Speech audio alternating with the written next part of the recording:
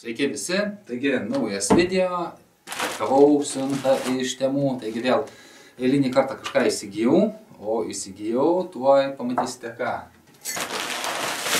Pirkau nemažai daiktų, tai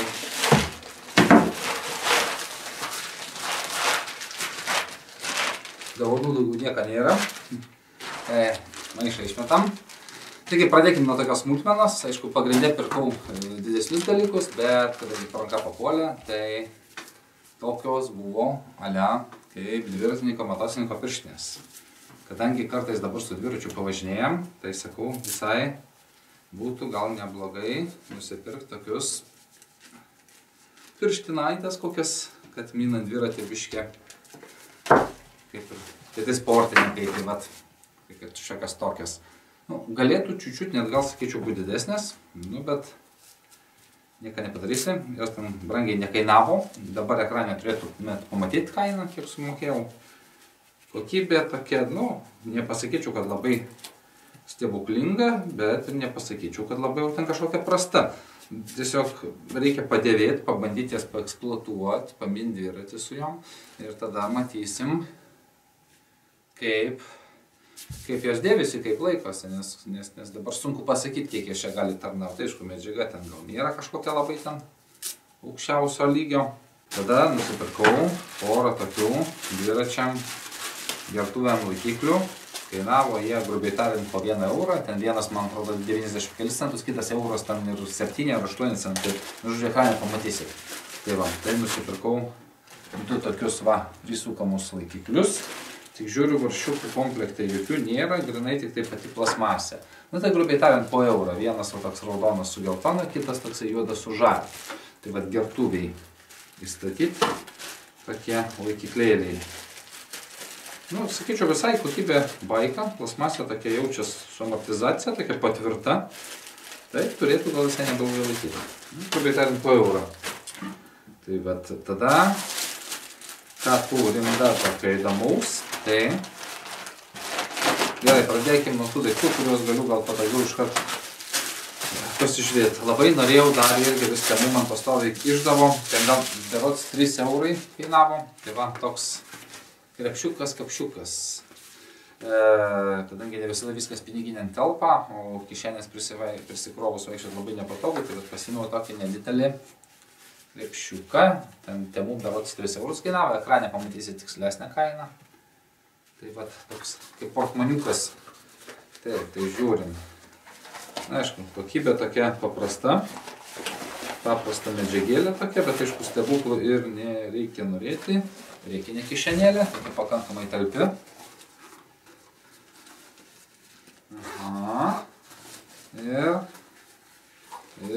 Tai čia tik tai viena šita kišenė ir yra. Supratau. Tai viena šita kišenė atsisega ir viskas į ją susikrauna. Ir dar, matau, priekį irgi turim tokią užslėptą kišenę viduje. Tokiam smulkesniem daiktams, sakėm.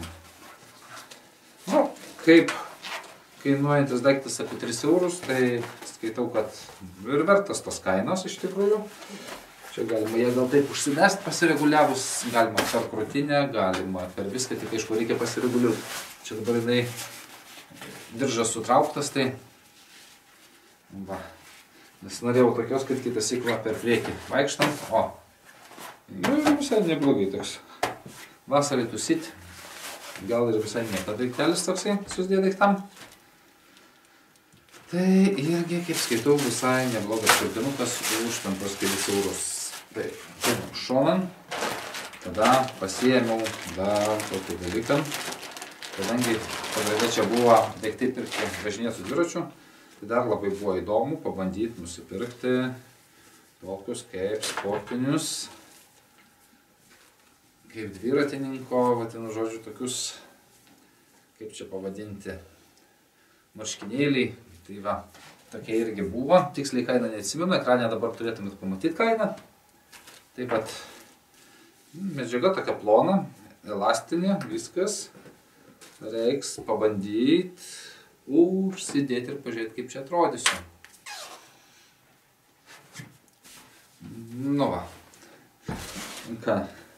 Visai skaitau neblogai. Tikrai nėra kažkokia apspausta, išmera bus tikrai ne per maža. Irgi gal šiek tiek ir dar ties pilvų ir laisvumo yra, tai va, visai neblogai atrodo.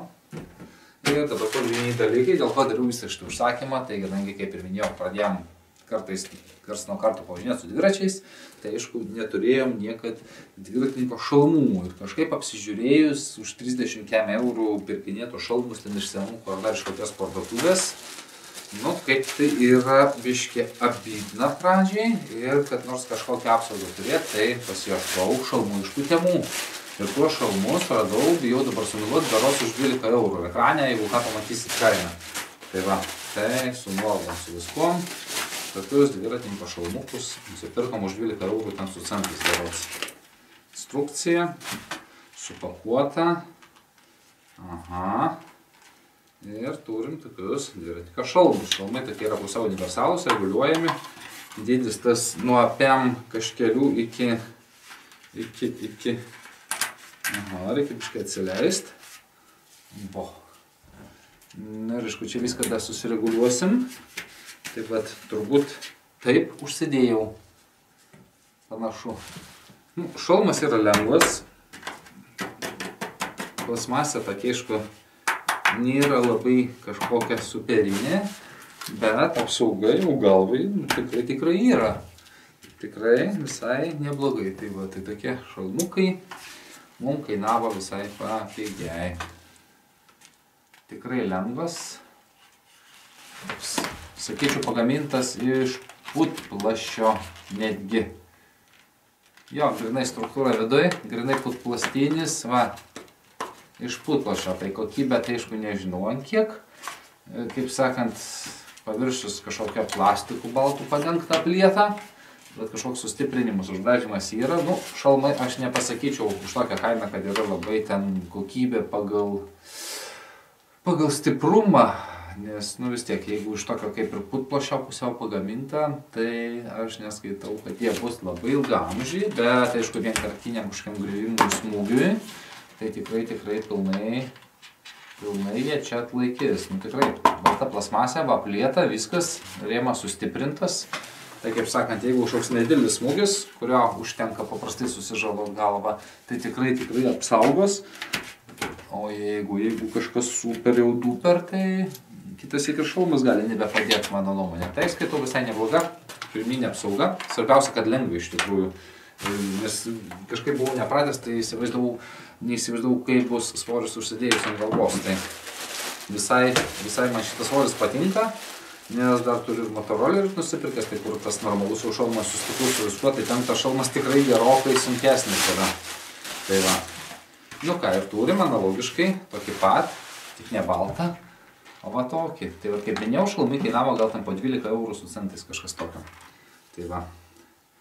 Tai dabar bus saugiau jau minti dviračius, kaip sakant, su pakankamai nesunkiais gerais šalmais. Ir turėsim šiokią tokią apsaugą ir tikrai pradžiai būsim nepermokėję. Šalmas reguliuojasi iš galo ir vienas ir kitas yra ratukas. Tai vat, apsireguliuoja galva pagal galvos dydį ir visai skaitau. Liuks prie šitų marškinėlių šitas man labiau gal tinka, ne? Tai vat, tai tokie pirkiniai ir išleidom iš viso, va tiek. Visiems pirkiniam. Tai vat, tai ką, kam patiko, toks unboxingas, spaudžiam laiką, spaudžiam prioritetų kanalą ir iki sekančių kažkokių mano įdomių video. Iki.